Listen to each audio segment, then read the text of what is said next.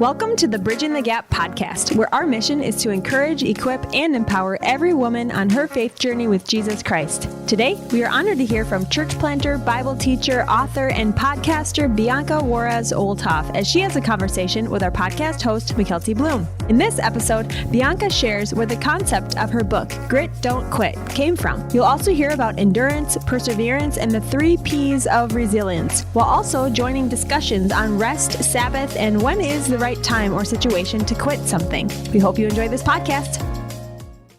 Well, Bianca, welcome to the Bridging the Gap podcast. It is a complete honor to have you, and I'm so excited you're here. I'm so excited for this conversation and just to see where it goes. Thank you. Thank you for having me.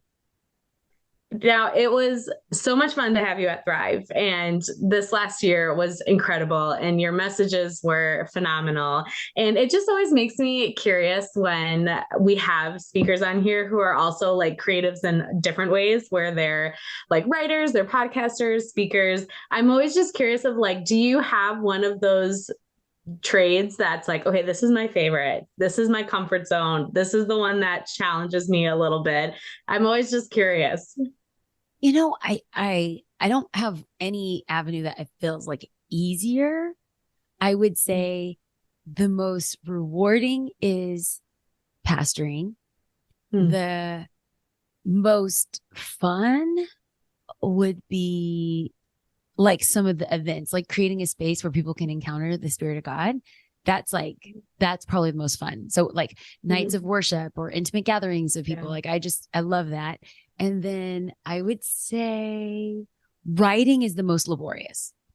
It's the most laborious. No, I'm not kidding you. It's because it takes me 9 to 10 months to write a book, which is like freaking pregnancy. And then you have to go through the editing phase, and then you have to do the launch phase. And so I'm just like, oh my gosh, this is aging me, you know, but I also know that writing has longevity. And so I could preach a message like, no one's going to remember what I preached like 5 years ago, but they might remember a book that I wrote. And so as long as it takes for you to write a book, it takes more people to read that book, and they feel more connected to that message. And so I think long-term seeds and growth is probably in a book, but my goodness, it darn near kills you.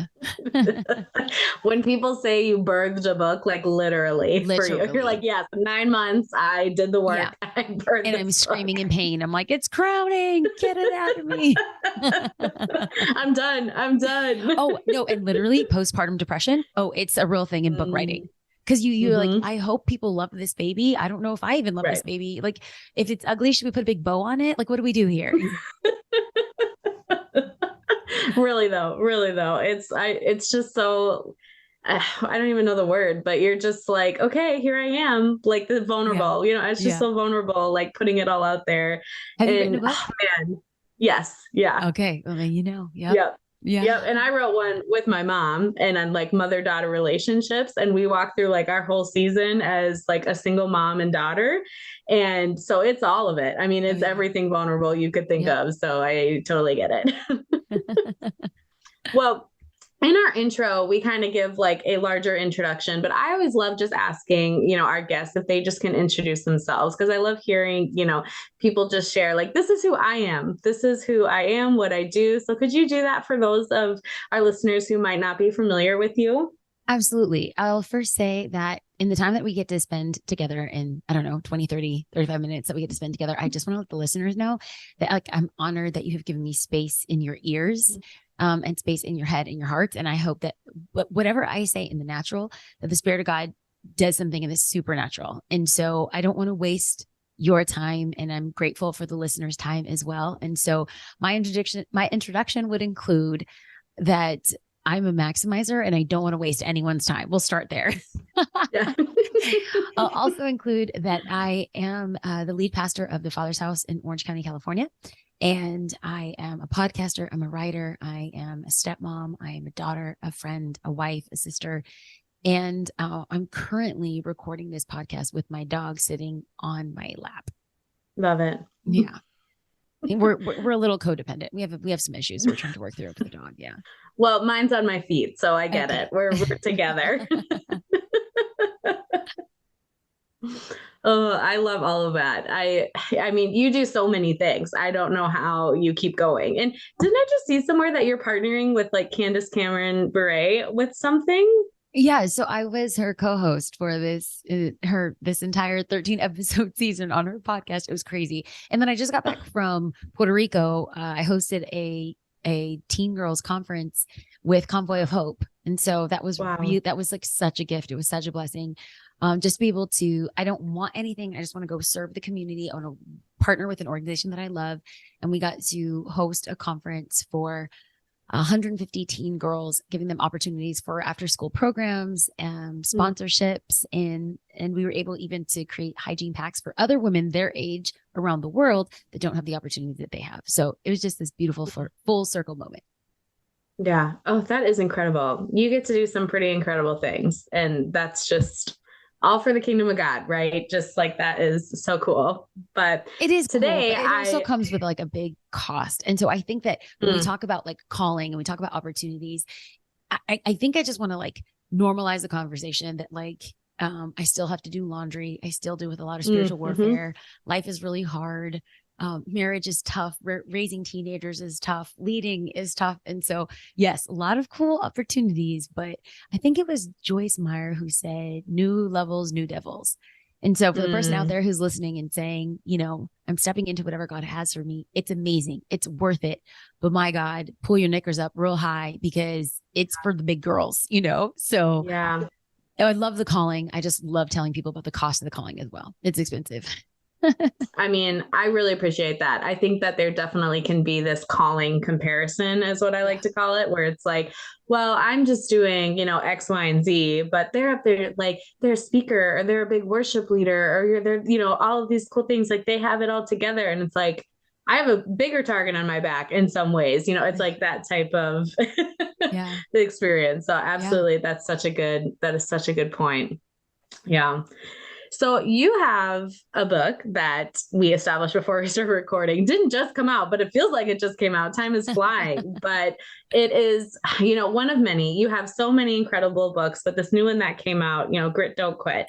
And I love that title. I love just the messages behind it. I think it's one that is so incredibly timely for today. And I would just love to hear what your heart was for writing this book. You know, out of all of the books that you've written, why this one? Why now?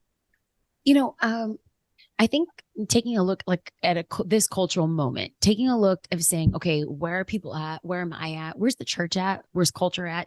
And really putting my ear to the ground and saying, okay, Spirit of God, what do you have for your people? And what I'm seeing is I didn't get some burning bush. The Red Sea didn't part for me. God didn't speak with a booming voice, you know, thus saith the Lord. It was nothing like that. But I'm just taking a look at culture, taking a look at the church at large. And I am seeing so many people walk away from their callings, walk away from their churches, walk away from their communities, walk away from the God calls that he has upon their life.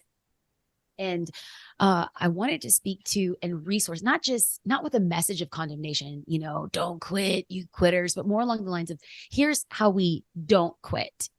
And here's how we build resilience. This is how we build perseverance. And it's ultimately at the end of the day, it's grit. Now, the Bible doesn't have the word grit and resilience, but the Bible does use the word endurance and perseverance. And so I think with that lens and filter, I think it's wildly important. All throughout scripture, we read about the power of endurance and the need for persevering.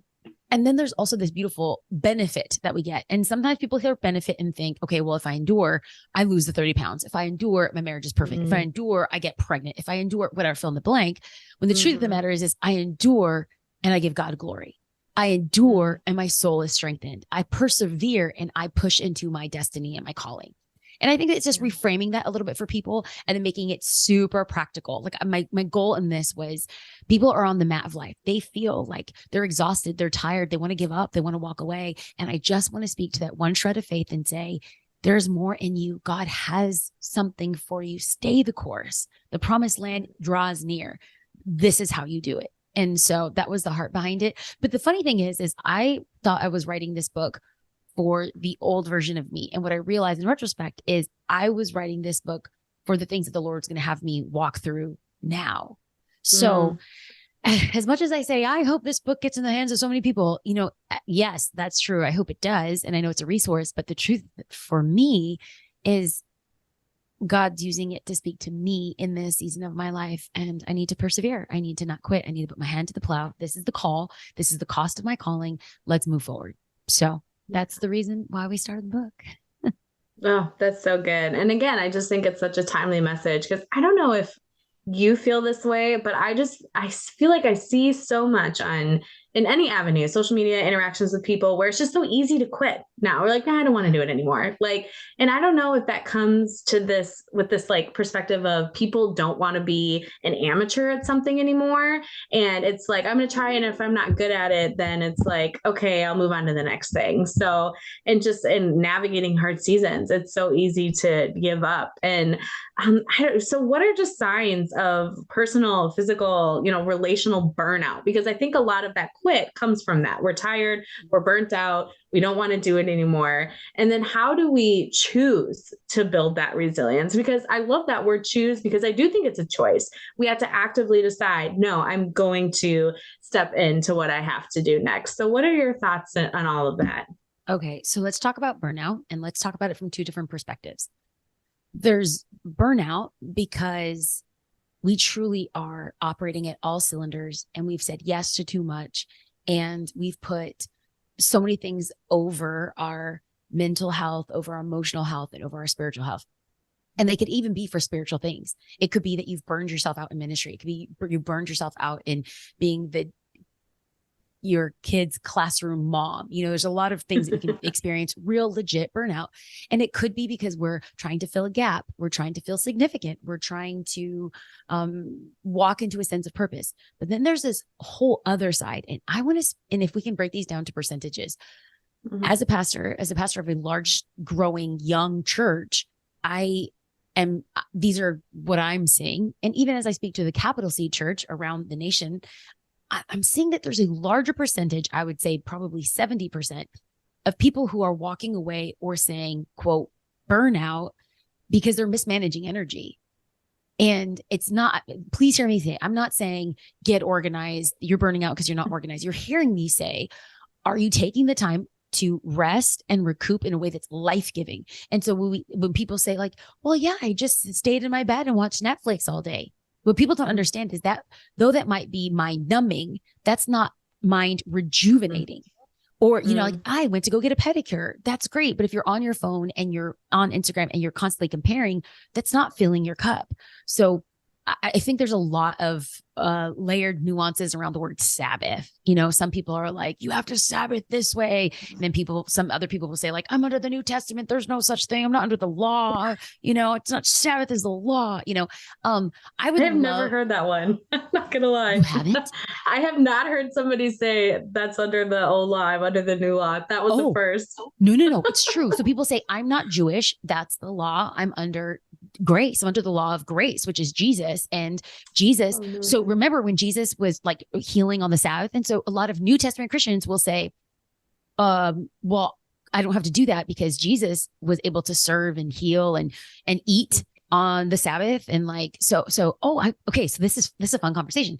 So for me, I'm really trying to strive for that middle equilibrium. So for those that say Sabbath has to look, Friday night at 7 to Saturday night at 7, and it's no technology and it's this and it's that. I was in Israel and I've been on my own, kind of Sabbath journey of really identifying what fills my cup. And I had an opportunity to connect with a rabbi while I was there. And I asked the rabbi, I sat down and had an interview with him. I said, what is Sabbath? And the way that he explained it was so freeing. He said, and he's Messianic, so he observes the Sabbath, but it's not necessarily in the traditional Judeo values. And so he said, Sabbath is best described where we are grateful and celebrating everything that God is, and we're grateful and celebrating our life. And he's like, when you find both of those, then you know that you have accomplished Sabbath. And it was so freeing to me because I'm like, wait a minute. So for me, I love to work out. It's like, I don't know. Some people are like, oh God, throw a shoe at her. I get it. I'm not working out because I'm like, oh, I need a 6-pack. Girl, I like to eat. Okay. So I work out so I can eat, but for my Sabbath, I always have a long workout. It just purges and it brings calm. That's not everyone, but I find God, and I have such great mental clarity when I do a 7-mile walk or I go do a kickboxing class or something like that. So I celebrate God. I celebrate my life. That's Sabbath. I like to do something indulgent. I love to cook. I don't have a whole lot of time during the week to cook. So on my Sabbath, I like to cook a large meal for friends and family, or even by myself. And I'll just like save it for like the week or whatever. In that I am, the psalmist says, taste and see that the Lord is good. And I'm literally practicing that. So I'm loving and celebrating the Lord, and I'm loving and celebrating my life. And then community is a big value for me, whether it's my family, my God-given community, or my chosen community. I like to spend time hanging out with those people that I love, and I'm loving and celebrating who God is. I'm loving and celebrating my life. That is Sabbath. And Sabbath might, for some, might just feel indulgent. Like, I'm going to take a great nap. I'm loving the Lord. I'm loving my life. So for those that are like Old Testament, the law, and those that are New Testament, grace, I would love for us to find the hybrid of both. Because the number one thing that I'm seeing within the Western church is, out of the 10 commandments, most of Christians are breaking one commandment without thinking there's consequence. So we observe, thou shalt not murder, thou shalt not steal, thou shalt not covet, thou shalt not commit adultery. And yet we think the commandment to honor the Sabbath is one that we could forget. And what I would love to do is bring to the forefront of like, we are dishonoring God by not observing the Sabbath. And it doesn't have to be on a particular day for a certain amount of hours. But like one theologian put it this way. It was actually Tim Keller. Oh, was it Tim Keller? Well, he's really smart. So we'll ascribe it to him. I don't know if it was him, but let's hope it was Tim. R.I.P. Tim. We love you. But he said that Sabbath is 1 hour a day, 1 day a week, 1 week a year. And so I actually taught on tithing this past Sunday at church, and it's a topic that no one wants to hear, but my God, it's been so freeing for me. And so now when I speak about like my Sabbath, if I'm supposed to give God 1 hour a day to like rest, and that's not reading my Bible and journaling, it's literally just resting in him, whatever that looks like. Could be a walk, could be sitting, could be praying, could be listening to worship music. But now speaking about tithing, it's like the first fruits. When I wake up, the first words that I say are not to anyone except, these are my first fruits, Lord. Be the meditation of my heart, my mind, my soul, my body, my life today. Guess what I just did? I honored the Lord, and it took 15 seconds. What if our mind frame and our mindset is, I'm going to be intentional to find rest in this day, rest in this week, rest in this month, and rest in this year? That I think will prevent so much burnout. Finding the things that fill our cup, where we love the Lord and love our lives, and making sure that we're intentional and regular about that so that we don't face burnout. I see so many people walking away from their families and their calls because they're legitimately burned out, but because they haven't managed their energy, they haven't managed their time, and they haven't managed the call upon their life. Have you heard of the BTG Leadership Conference? Bridging the Gap believes every woman is a potential leader, and we have designed this conference to invest in your leadership development. Whether you are an experienced marketplace, ministry, or community leader who is wanting to continue to grow, or you would like to begin developing skills and networks as a future leader, this almost 24-hour event is for you. Mark your calendar for February 9th and 10th, 2024 at Lake Geneva Christian Center in Alexandria, Minnesota. We'll have main sessions with speaker, pastor, and writer Portia Allen, multiple workshops, story time with Pamela Steinley, networking opportunities, exhibitors, and fun, all to encourage your leadership potential. In addition to our regular Cozy Up North activities, we're adding a horse-drawn wagon shuttle to the Bridge Shop. We'll also have the breakfast buzz, bingo, and you can get your headshot updated by a photographer. It's going to be a power-packed, fabulous event that you and your team won't want to miss. This year, you can also extend your stay by adding Thursday and/or Saturday night lodging onto your ticket. This opportunity allows for more time for reflection and strategizing with your team, or simply for extra rest. Register individually or as a group at mnbtg.org/leadership. That's mnbtg.org/leadership. We'll see you there.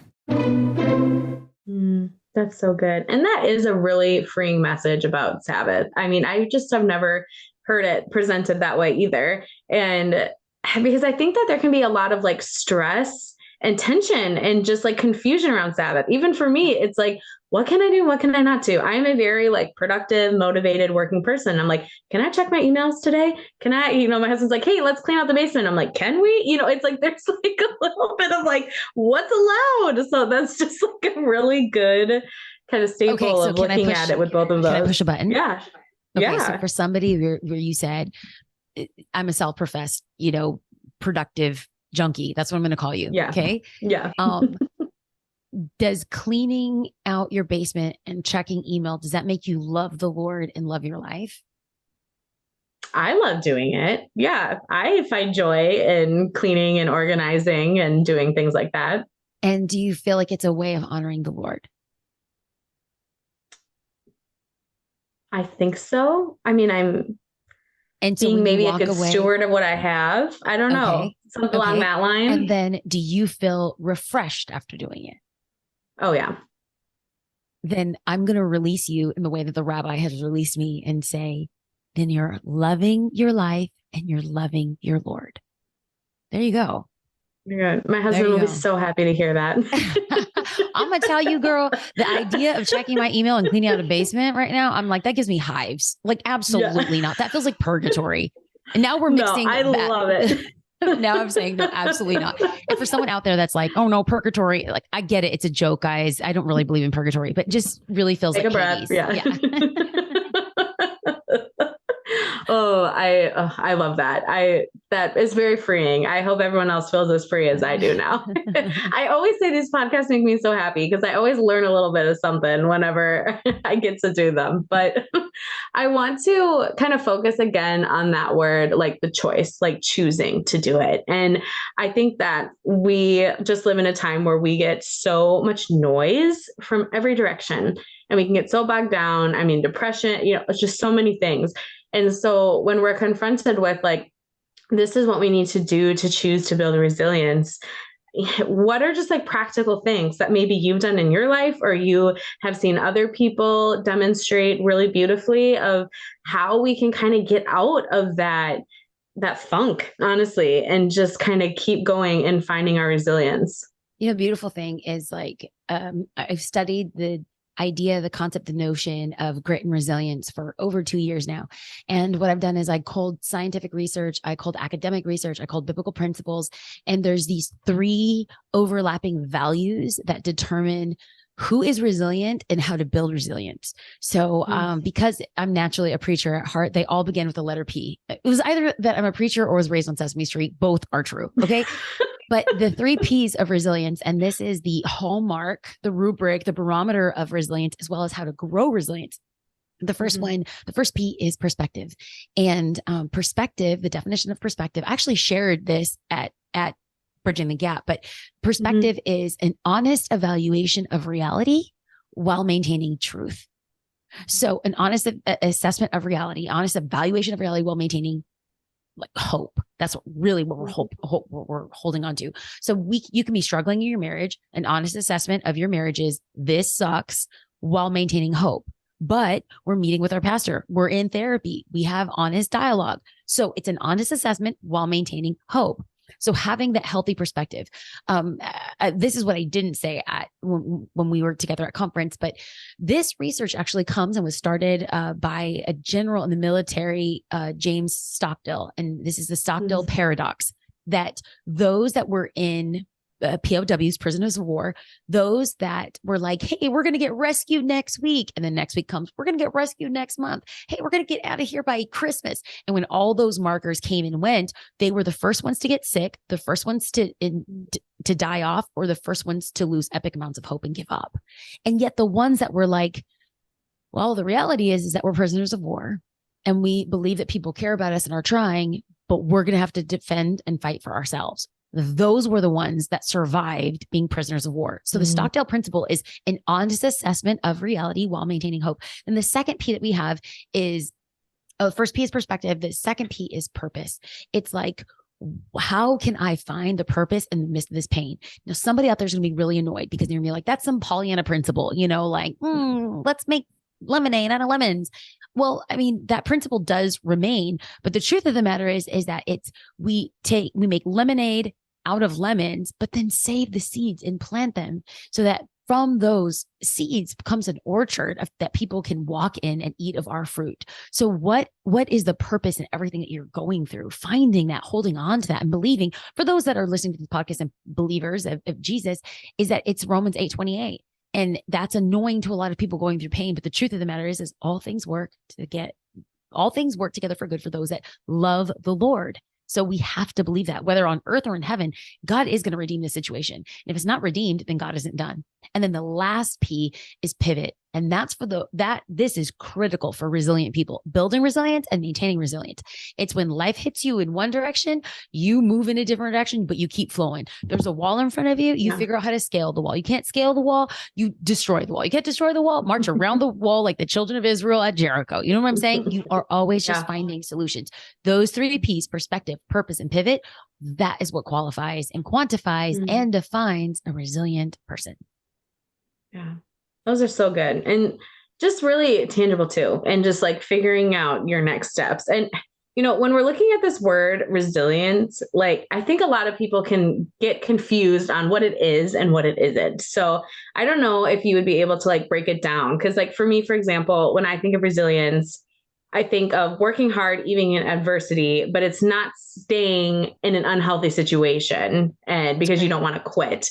I think people can be like, well, I just have to be resilient. And it's like, okay, but there's, the pro resilience. So it's like, yes, keep fighting. But then there's the, like, this isn't good anymore. So can you touch on that a little bit? Right. So we've been talking a lot about resilience when life knocks you down on the mat of life, we get back up. And there's a beautiful, beautiful, powerful ability that is fostered inside of us when we do that, when we have the ability to get back up. Proverbs says the righteous fall 7, but they get back up 8. It's this beautiful principle. However, and this is a caveat. In fact, I was halfway through writing the book and I wrote my editor and I'm like, I don't want people to stay in toxic situations or in toxic churches or in toxic jobs. I said, we need to talk about when to quit. And she's like, well, your whole book is about not quitting. I was like, well, then let's add an appendix. And so in the appendix, I list out the 5 questions we should ask when it's time to quit. And these aren't questions that I'm like pontificating about. These are questions that I literally go through on my own I don't want to say on the daily, but definitely like monthly. It's an assessment. And these questions have been honestly, I would say, the secret sauce of the book. People feel like this is such a helpful rubric and matrix as to like when to leave. And like sometimes in answering this truthfully, 3 of the 5 questions are yes, but 2 are no's. Then it's not time for you to leave. And there is, and I want to be very, very clear that there are legitimate times that you can walk away.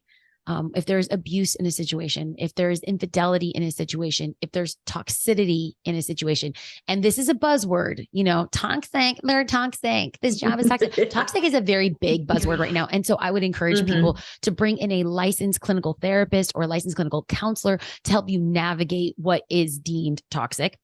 And in those situations, you're hearing me say absolutely fundamentally, because of Imago Dei, because we're made in the image of God, you should not be in an abusive relationship. You should not, there is legitimate reasons to quit. I'm just saying, let's go through the process and discover if this is the season to step aside, if this is the season to resign. And if so, how do we do it well? So there are some questions that we need to ask before just throwing in the towel. And right now, think about it.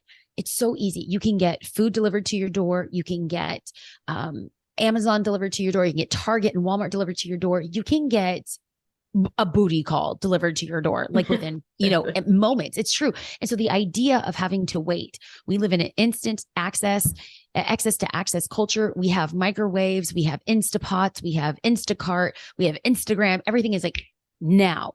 And so when we have to wait, we are tired of waiting 2.5 seconds and we quit. It's so easy to write someone off. It's so easy to ghost somebody. It's so easy to quit a church. It just is. And so what I'm asking people is like, the benefit of staying is that you're breeding a legacy for the next generation. You get to pave a path that the next generation will walk on. If you're sitting here, you're like, nah, I'm tired. I don't care about the next generation. What you're thinking about is you are building a legacy. Is it a good one or a bad one? But you're building one.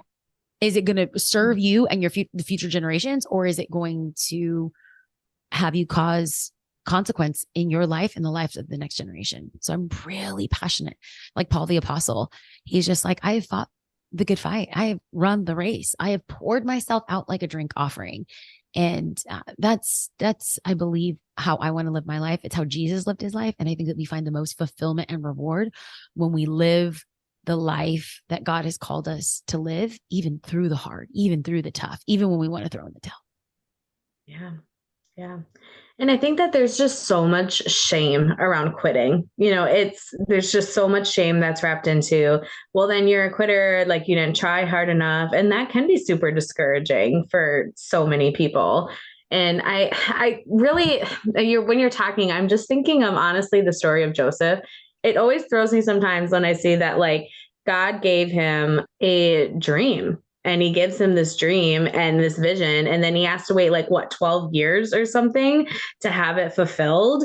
And everything he went through in that time, think of that. And I just think of like the courage that it took every single time and every single day to be like, no, God has a plan for me. And you're hit with roadblock after roadblock after roadblock. And I think that we, as women leaders are walking through that, where it's like, I feel like I had this call. I feel like I had this vision.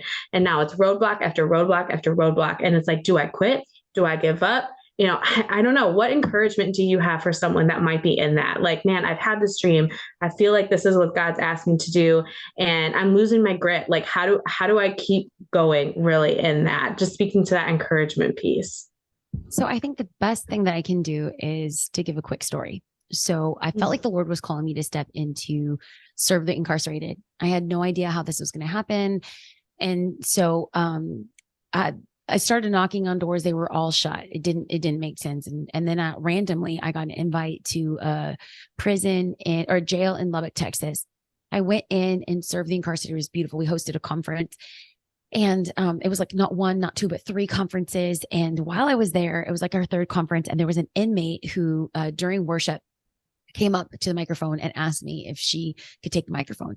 Now, here's the thing. No, I don't want to give an inmate the microphone. I don't know what they're going to say. Are they going to cuss? Like, can you sing? I don't know any of this stuff. But the inmate was like 6'1" in a huge prison, like garb, prison, like jumper. And when an inmate comes up to you and asks you something and you're just like, sure, absolutely. You just pass the microphone. So, she took the microphone. She started a rap that she wrote, and a couple of the inmates were familiar with it. And it was about like the Lord's provision, how the Lord was a provider. And then the hook, the chorus of the song was, "It's just me and Jesus.